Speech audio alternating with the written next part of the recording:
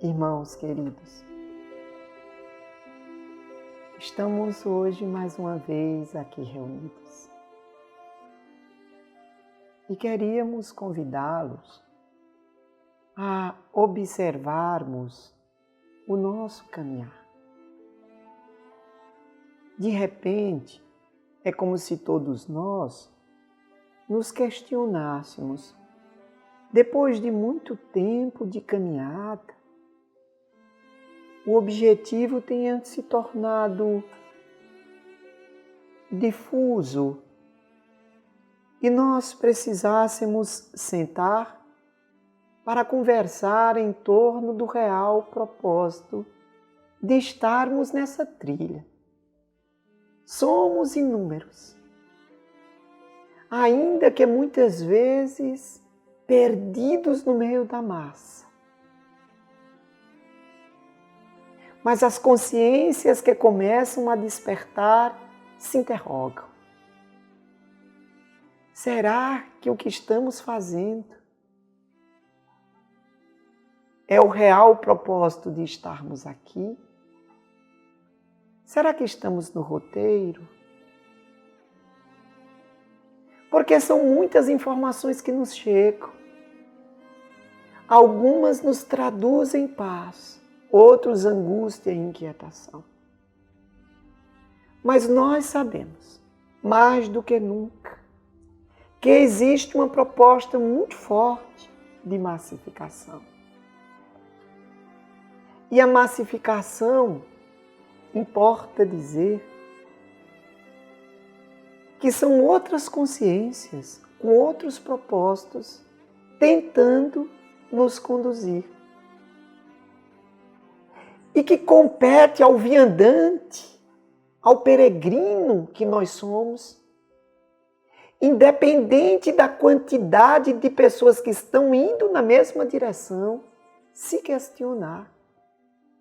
Será que este é o caminho? Será que este é o propósito?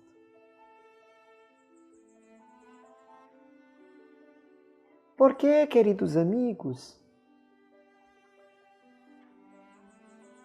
talvez nós estejamos nos esquecendo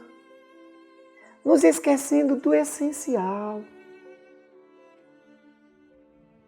E nós precisamos de luzes que ilumine a nossa alma,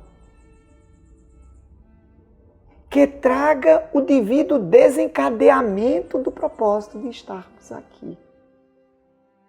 Então hoje aqui, agasalhados por esta proposta que nos interliga, nós queremos trazer uma expressão latina.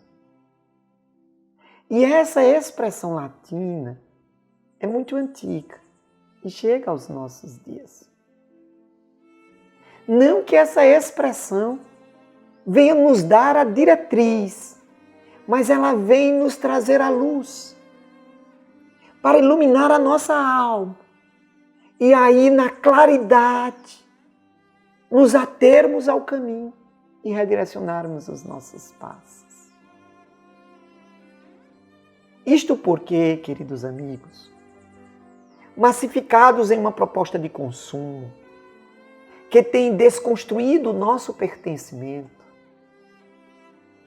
faz-se importante esta reflexão.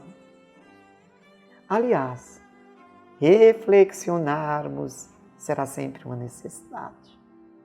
A expressão que queríamos trazer, a nos tentar despertar para o real propósito de aqui nos encontrarmos, é memento mori. Memento mori, essa expressão latina, ela quer dizer lembre-se da morte. Ou lembre-se que vai morrer. Não, queridos irmãos, não é com a proposta de nos intimidar. É com a proposta de luarizar a nossa alma para despertarmos qual o propósito de estarmos aqui. Porque, em verdade, a vida física é breve. Se ela é breve, nós temos que reflexionar em torno do que deveremos objetivar neste tempo tão célere. Porque talvez não comporte coisas diminutas. Reflexionarmos. Como temos utilizado, para onde temos andado, o que conquistaremos. Porque, na grande maioria das vezes, nós tentamos eternizar o que é efêmero. E com isso, a gente não dá a devida atenção que deveríamos dar. E claro que aí nós deveremos buscar o caminho do meio. Nem viver um ambiente sensorial, nem vivermos dispersos desta essência. É este caminho do meio, é este equilíbrio que deveremos buscar. E para analisar essa expressão, dentro das luzes que transcendem o tempo, e faz com que nós observemos em profundidade, nós vamos dividir esse nosso encontro em 3 instantes. O primeiro instante, nós poderíamos falar do estoicismo. O estoicismo é um movimento filosófico que vai nos dar o equilíbrio ou projetar qual deve ser o nosso comportamento diante das adversidades, diante das vicissitudes. E quando nós falamos de estoicismo, nós temos que voltar um pouco para falarmos daquele que lança as luzes por sobre a filosofia, para que pudéssemos chegar ao estoicismo. Estamos falando daquele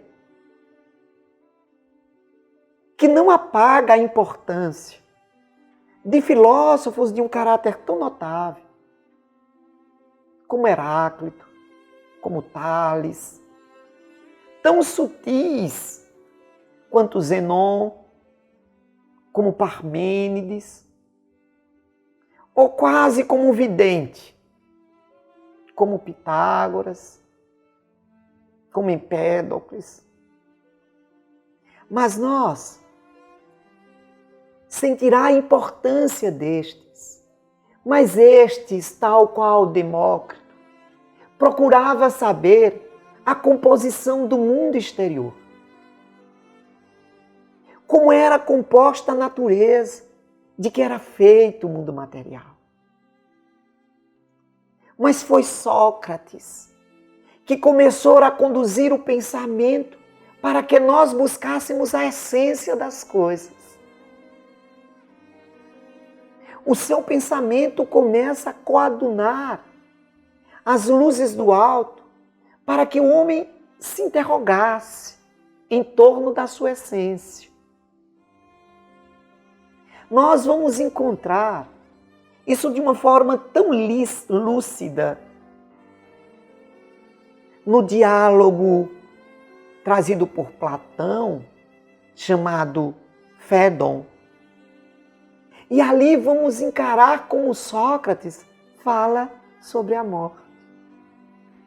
Porque Sócrates, ele costumava mais perguntar do que responder. E era comum dos seus lábios, quase sempre em uma expressão irônica, perguntar: Toti, o que é isso? Então, se alguém chegava exuberante porque estava feliz, ele perguntava: Toti, o que é a felicidade? Ah, eu estou feliz porque eu adquiri. Mas a felicidade é você adquirir? E muitas vezes ele conduzia e a pessoa saía triste e dizia: eu não gosto de falar com Sócrates. Porque eu cheguei próximo a ele feliz e ele me deixou triste. Então imaginemos Sócrates. A partir do momento em que ele, já condenado, junto com seus discípulos, depois de ser acusado por Anito, porque o filho de Anito, rico mercador, se apaixonara pelas perquisições íntimas de Sócrates.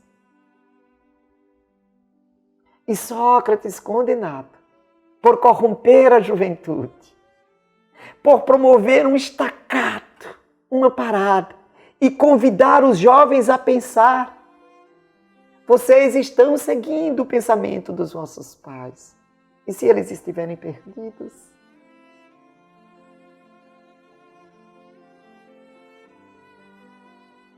E aí, queridos amigos, vamos parar um pouco.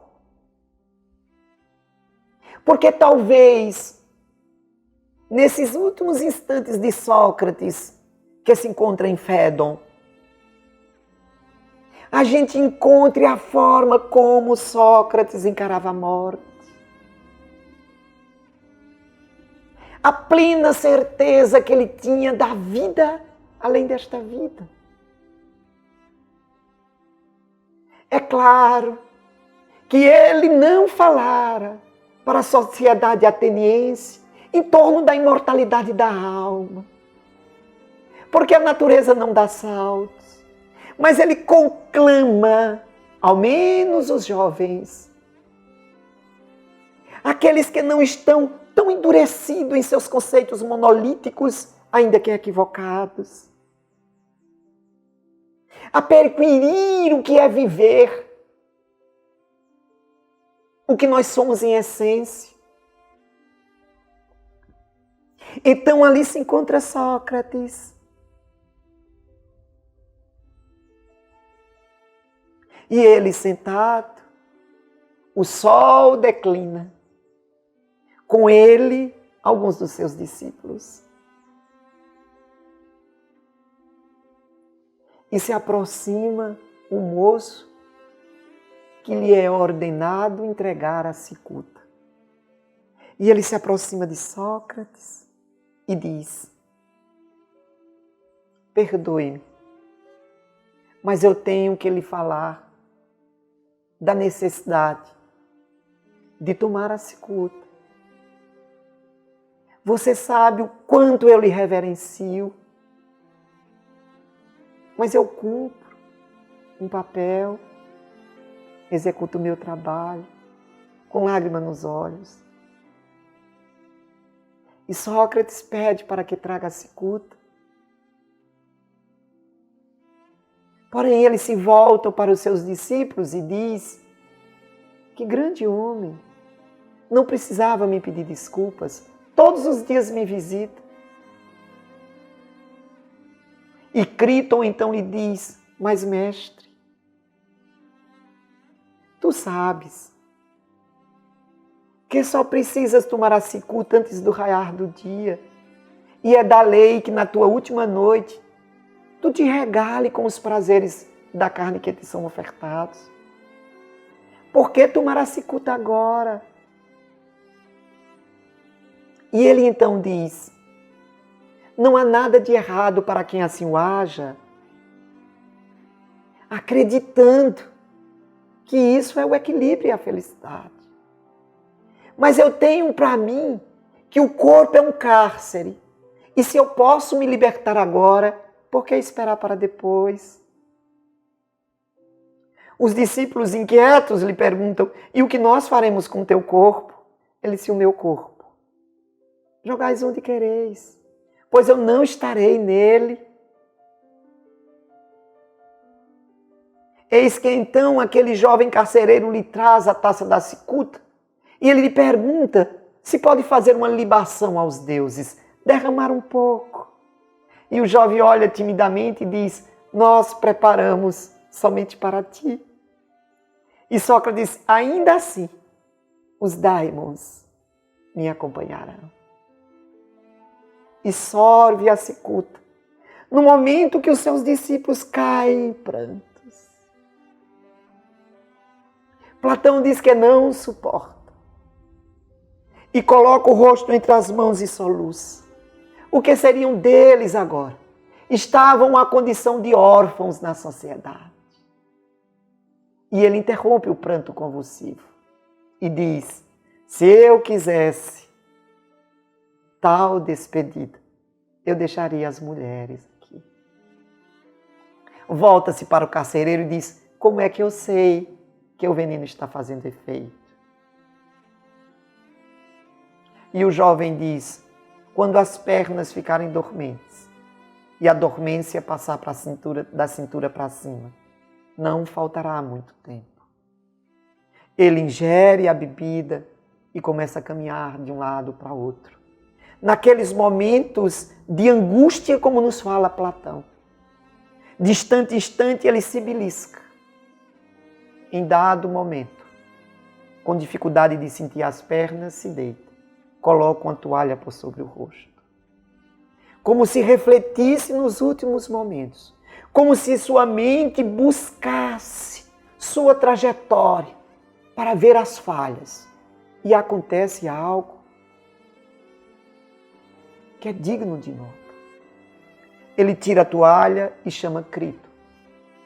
Crito se aproxima e ele diz: Crito, pague um galo que eu devo a Asclépio. Volta a botar a toalha por sobre o rosto. E não mais. Fica presa ao corpo físico. Imagine que esta mente perlustrou a sua trajetória e não encontrou maiores falhas que não seja o débito de um galo. Porque tentava de todas as formas estar consciente no seu andar. Este pensamento fecunda o estoicismo. Essa proposta de equilíbrio diante das adversidades. E grandes nomes se destacam. E nós poderíamos trazer o pensamento de Ânio Sêneca, um dos grandes estoicos da humanidade.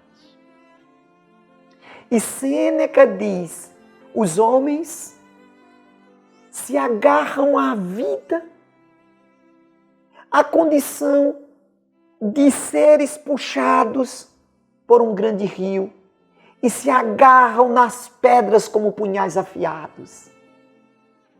São pessoas que não souberam viver e que têm medo de morrer.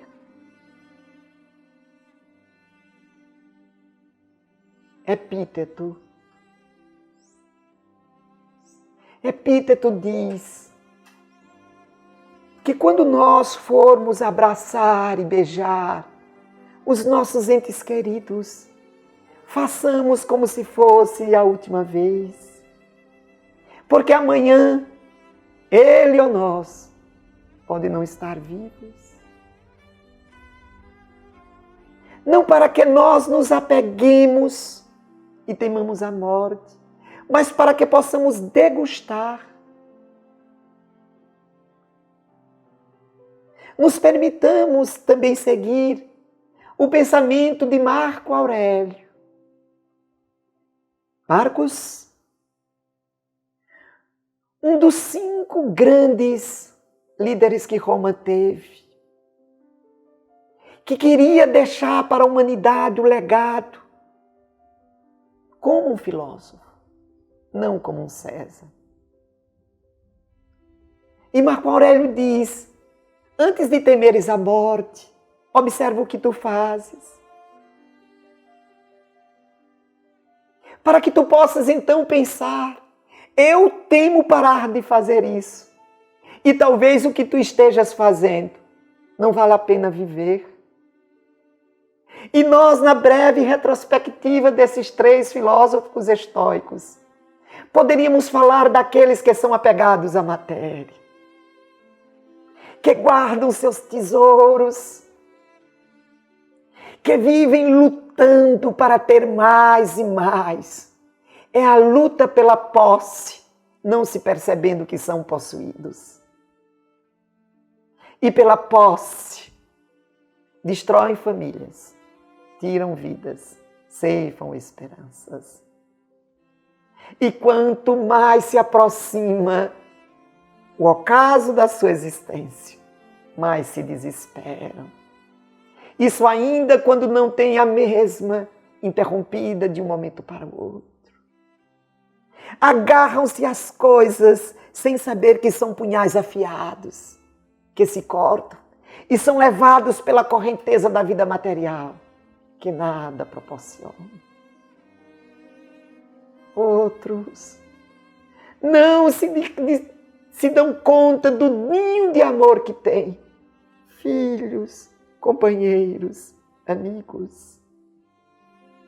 E nunca tem tempo para um abraço, para declarar que amam, para pedir perdão, para perdoar, para dizer que o outro é tão importante. É quando de repente é interrompida essa passagem. Se questionam. E muitas vezes questionam a Deus. Outros tantos preenchem a vida com futilidades. Vivem a condição de auditores das vidas alheias, vendo que os outros fazem errado. Vivem redes sociais, multiplicando os desalinhos, mas temem a morte. E não se permitem perguntar, quer dizer que se a morte me visitar, eu vou deixar de bisbilhotar a vida alheia. Porque quando se aproxima, nós não apresentaremos diante da consciência maior os erros dos outros.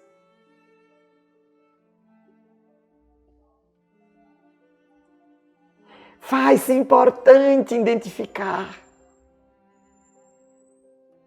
para que possamos entender o nosso caminhar, o deleite que é viver.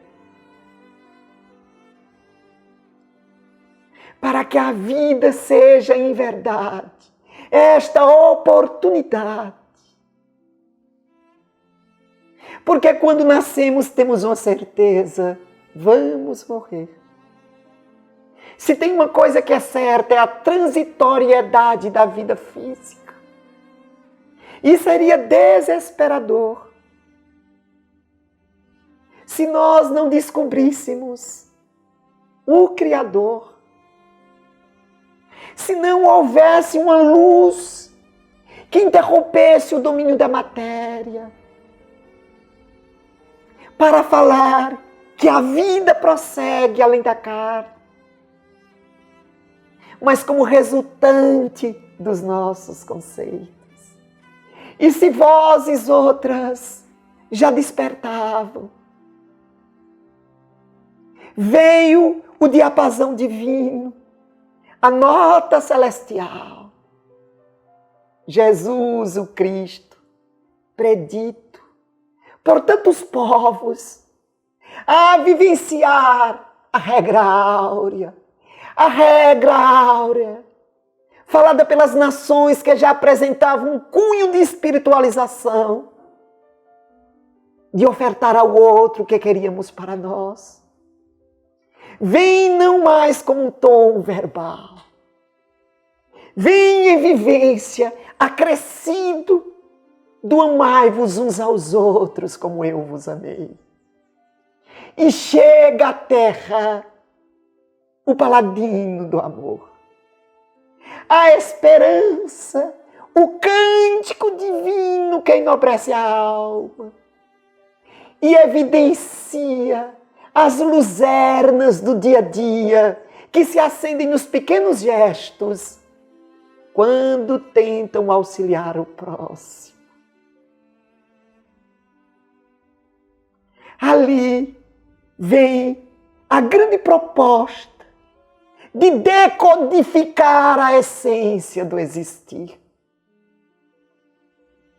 Jesus e o seu cântico, de inúmeras formas, não somente convida a vivência, mas exemplifica. E se Sócrates questiona ou traz as luzes primeiras de falar da essência, Jesus nos mostra a essência como jazidas de Deus adormecidas, que despertam pelo seu proprietário. E é na carne que temos a oportunidade de despertar essas luzes para que a felicidade se planifique e se perpetue. E ele então se apresenta na carne pós-carne, nas luzes da imortalidade, a condição do ressuscitado, nos dando a certeza das inúmeras moradas, das instâncias da alma adormecidas no ser. E os azimutes, os roteiros, não são inacessíveis. São facultados a todos. Ele enaltece os excluídos, os sofridos. E nós precisamos entender, porque logo depois das bem-aventuranças de Lucas, onde ele diz, bem-aventurados os humildes, vêm os famosos ais, ai de vós ricos, ai de vós fartos, ai de vós que rides. Mas temos que interpretar, ainda que a riqueza seja difícil, desde que não sejais possuído, e o tesouro que chega em vossas mãos, a condição de administrador divino, seja dispersado em oportunidades para outros tantos. Este ai não é para estes. Este ai a que Jesus se refere são para aqueles que se regalam e não veem os que estão ao lado.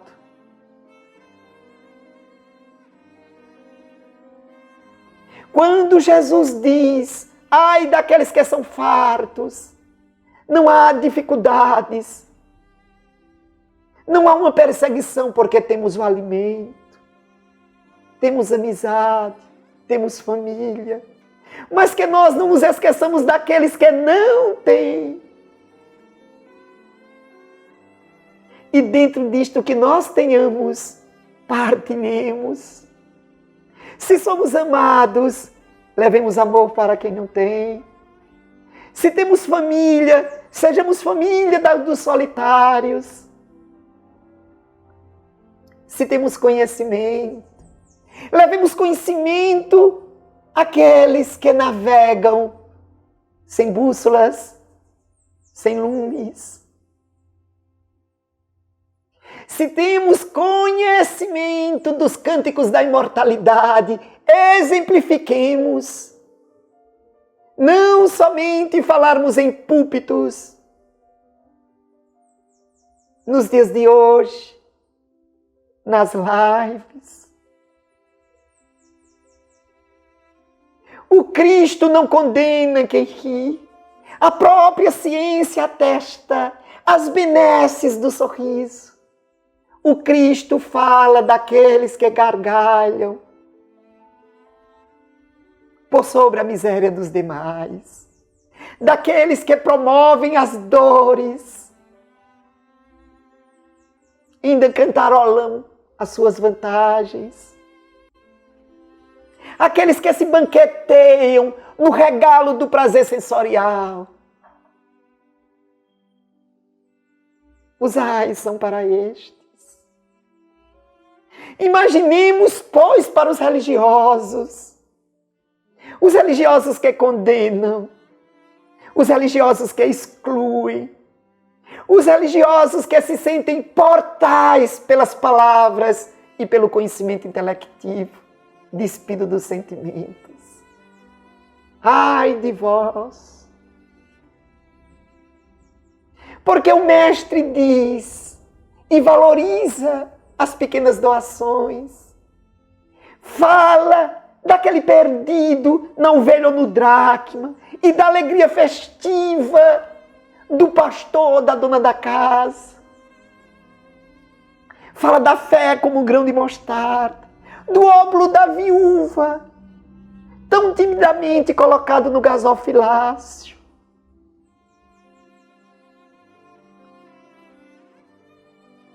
Não é o quanto nós doamos, é o quanto de amor colocamos ao doar. E o Cristo ressalta, só uma coisa importa, de que vales ganhares o mundo e perderes a alma. E como as pessoas se encarceram, mas se porventura essas luzes trazidas não nos forem suficientes, deixa-nos trazer para esta reunião, para este farnel, neste ágape, onde nos sentamos, ciente das nossas angústias e das nossas ilusões. A doutrina dos Espíritos. E Allan Kardec, predito pelo Cristo, nos traz as vozes do plano espiritual e desfaz a colocação de que quem morre não volta para contar. Volta. E regenciados pela batuta deste lionês, as vozes sábias minunciam as esferas espirituais e mais do que tudo asseveram, se consorciando com as ciências que se decodificam e se multiplicam,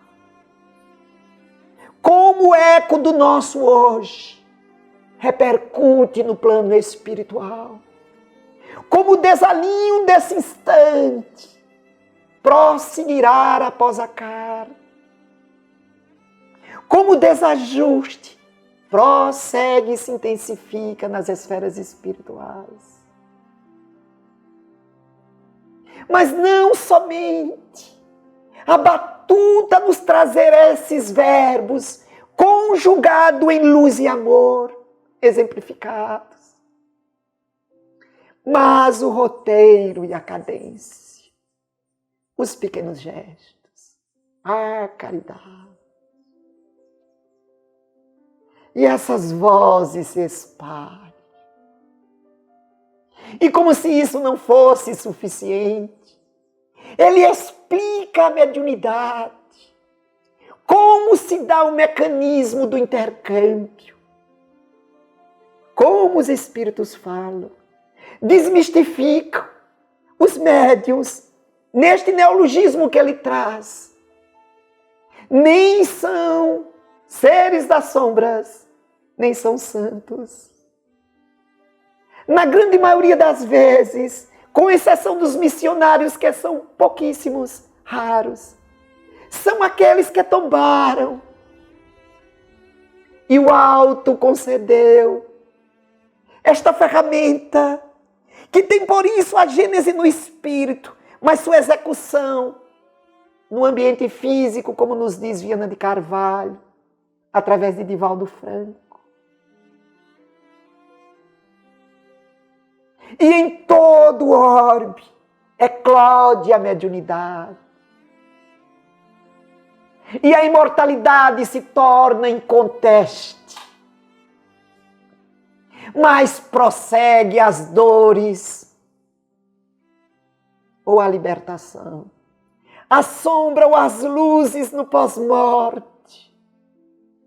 Porque o plano espiritual é a continuidade do que nós buscamos, do que nós objetivamos, quando neste trânsito efêmero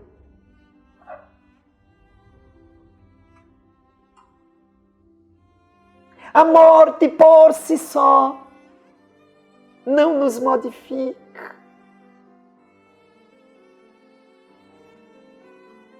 Agora, queridos amigos, na brevidade dessas palavras, aqui reunidos, nós debruçamos os nossos olhos por sobre este momento que toda a terra está passando e começamos a compreender quando as vozes do Espírito da Verdade, trazendo o cântico divino no mesmo tom do Rabino da Galileia, dizia: meu Pai não quer destruir a raça humana. Porque nós sabemos dos bilhões de sistemas espalhados no cosmos e que as novas asseveram que meu Pai continua trabalhando nas palavras do Cristo. Por isso que eu também o faço. E na própria terra, nós temos exemplos de meios diferentes, com seres viventes, na água, na terra, no ar, em macro e em microespaços, colônias, bilhões de seres vivos. A vida prossegue. Mas nós temos que entender o real propósito de viver e o que é que nós podemos conquistar na brevidade dos dias enquanto estamos por aqui. Quantas vezes, na brevidade de um cochilo, não sofremos pesadelos e nos deparamos do outro lado, em ambientes sombrios e perseguidos, e desesperadamente tentamos correr, gritar. E acordamos de sobressalto, em desespero. Muitas vezes não conseguimos mais conciliar o sono. Nos sentamos, oramos, até que o cansaço vence o receio. O sono é um exercício de morrer. E se observarmos na celeridade dos nossos dias, não temos nos preparado para dormir. Ao término do dia, não refletimos em nossas ações. Porque chegamos cansados das inúmeras atribuições do homem pós-moderno. E os poucos instantes de energia dividimos entre o alimento, nem sempre equilibrado, nutricional, e as redes sociais vazias. E tombamos cansados, no sono inquietos e angustiados. Não temos nos permitido o banho, a condição de paz para criar um hiato, interrompendo a celeridade do dia. Para isso, faz-se necessário jungir no mesmo espaço corpo e mente, espírito, sentir a tepidez da água, cheirar o sabonete, sentir os fios da toalha, refletirmos no dia, a música suave, a leitura edificante, a prece da alma, e observarmos onde acertamos que pode e deve ser melhorado, onde erramos e deve ser corrigido. Porque ainda hoje, se não der tempo, amanhã encontrarás aquele que machucastes pedirás perdão.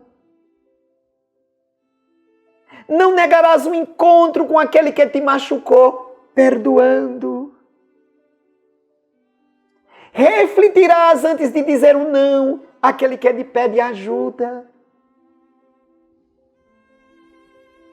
Identificarás os detalhes da vida no cântico divino que te busca e que ser-te-á inovidável se te permitires percebê-lo.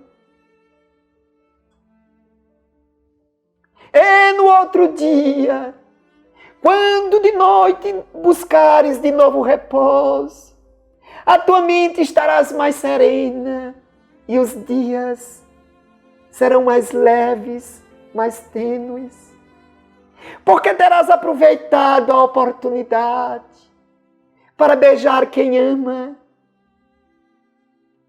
para pedir perdão a quem machucas, para falar com o Criador da vida. E se a vida te for interrompida, mais serenamente adentrar-se-á as esferas espirituais. E se nestes pequenos périplos de um dia, de uma semana, encontrares tempo para visitar o templo, na renovação necessária, nas luzes dos enviados do alto, nos inúmeros projetos de Deus, budismo, islamismo, hinduísmo, catolicismo, as igrejas evangélicas, espiritistas, as religiões de matrizes africanas, e dali renovado, saíres esparzindo lume em atos do que recebestes. Tua vida não estancará com a morte, mas ganhará em profundidade e em esparzimento. Mas se tua vida se limita à carne, no que há de mais desalinho, como estarás nas esferas espirituais, despido deste liame? E no báratro da tua consciência equivocada, tombará nas furnas que tu mesmo criastes, e só a custas de dor e de lágrimas, refazendo o comportamento, é que serás de novo içado pela misericórdia divina, para que de novo venhas à carne, no périplo macro da reencarnação, porque nós temos falhado ao longo dos dias e temos falhado ao longo das encarnações. Até quando as nossas reencarnações serão expiatórias? Até quando a Terra será um orbe de provas e expiações? Expiações, porque nós, com nosso longo patrimônio de equívocos, mergulharemos na carne, a tendo como um filtro, onde o sofrimento que vamos viver é o tratamento para o espírito imortal. E é provas, porque a grande maioria nos falamos religiosos. Antigamente, falávamos em Deus e de amor. Hoje, não são poucos religiosos que falam de ódio, de exclusão. Então a Terra ainda é o cadinho de provas para ver se o que a gente diz é o que a gente faz. Se a escrita dos nossos atos são luarizadas pelos ditos dos nossos lábios. Quando estudamos a Bíblia, Deveremos entender que a Bíblia é luzeiro para o nosso espírito, não medida para ferirmos o outro. A Bíblia é para ser vivida e no teu exemplo luarizar por onde passar. Mas temos nos utilizado dos livros sagrados para medir, para avaliar o comportamento do outro. No estudo bíblico, há um ensino rabínico contido nestas orientações que diz a Torá. O código divino tem 70 faces, tem inúmeras interpretações, que nenhuma possa ser de proveito próprio, no sentido de nos beneficiarmos em detrimento da coletividade, nos diz Pedro. Tem uma passagem de Paulo, naquela comunidade que ele mais sofreu, e consequentemente ele mais amou. Coríntios. A Coríntios romana, sede do prazer e da luxúria, do clientelismo, do patronato.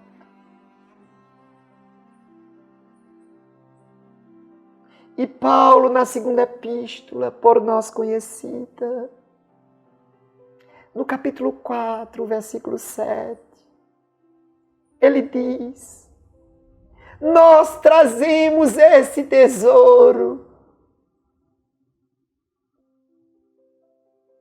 em argila, em vasos de barro. Nós trazemos essas potencialidades espirituais no corpo etéreo, transitório. Mas se soubermos utilizar os momentos que aqui nos estamos, eternizarão essas conquistas. E quando formos convidados, estaremos dando continuidade à proposta que desenvolvemos. Onde estiver o teu tesouro, lá estará o teu coração. Memento mori, reflexione. O que é a vida e como tu tens preenchido os teus dias. Quantos agora não se culpam pelas oportunidades desperdiçadas com os seres queridos que partiram na pandemia? Mas nunca é tarde. Os que morreram não se findaram, te aguardam. E a vida te convida. Se não tens mais avó, companheiro, se perdeste filhos, amas aqueles que Deus te colocou no mundo. Amas. E este amor será luz, a luarizar a tua trajetória, a imortalizar os teus passos. Se cada um de nós em atos viver a vida em profundidade, as sombras que tomam conta da terra em materialismo desvanecerão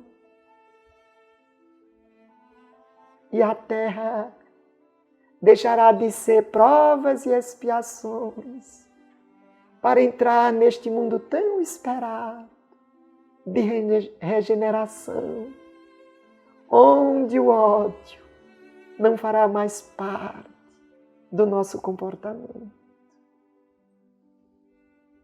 Viva o dia sob as luzes da imortalidade, sob a realidade do Espírito, e estarás construindo o teu ponto de luz além das esferas físicas. Muita paz.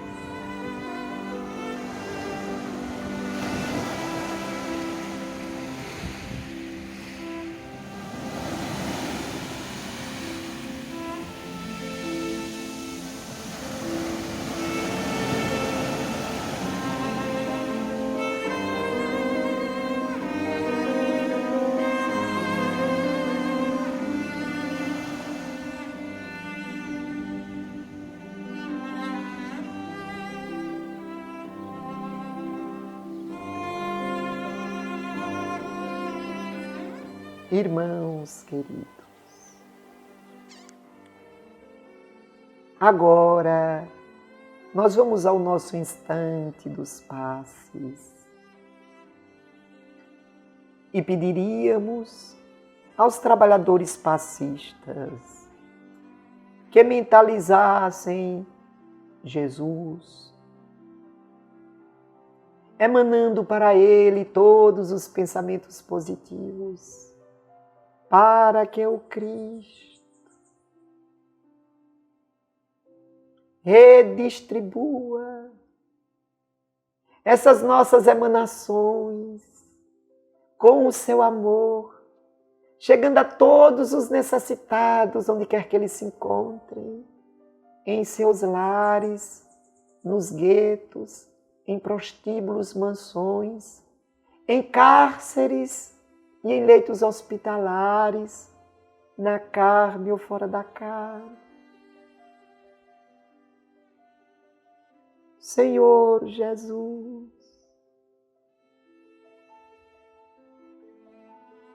ainda agora, 2000 anos depois, da tua grafia em nossas almas,